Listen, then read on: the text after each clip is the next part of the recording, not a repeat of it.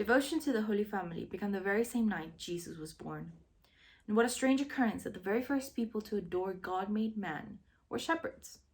It was not kings, it was not priests, it was not the rich and mighty. The witnesses to God's greatest miracle, found in the comforting warmth amongst the Holy Family, were simple shepherds. Shepherdry was not an honored profession, not at that time.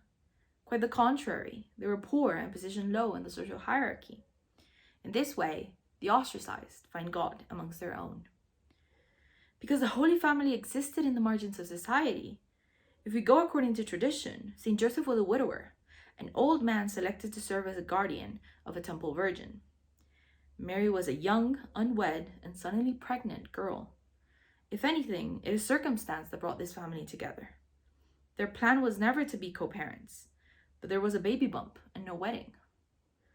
Joseph had to travel back to Bethlehem for the census. Was the rest of his family not there? Was there truly no one that could deign to house a pregnant woman in her third trimester and her guardian? Perhaps Joseph's family just couldn't handle the dishonor of letting this sullied couple enter their home. And so, they were forced to seek refuge for the night in a stable amongst the animals.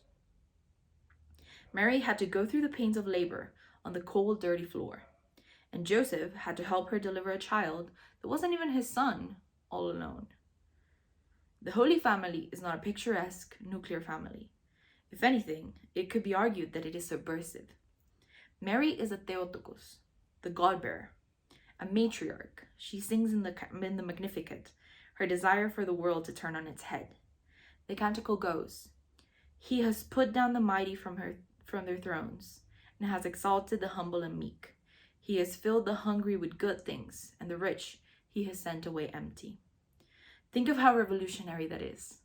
For an unmarried, pregnant woman of Nazareth, under the rule of the bloody Roman Empire, to sing about the end of social stratum as we know it.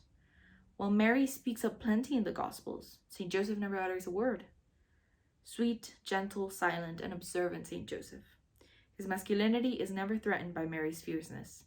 Instead, he is her and Jesus' meek guardian. The Holy Family is about finding holiness where you think there is nothing holy. In the places where they'll warn you that sin is rampant and the people are unworthy, there you'll find God. You cannot judge a situation by its outward appearance.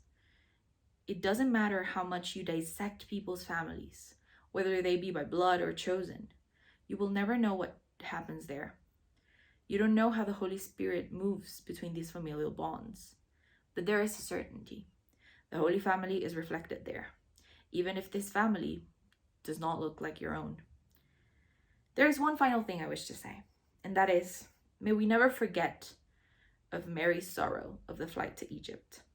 May we never forget how tremendously the Holy Family suffered. Today, we can find the Holy Family in an immigration detention center. The Holy Family is in Gaza, it is in Sudan, it is in Congo. They are in your own community, the immigrant, the hungry, the poor. Christ has no body on earth but yours, as Saint Teresa of Avila so beautifully puts it. Yours should be the hands that extend God's mercy and love to your fellow human beings, not in charity, but in solidarity.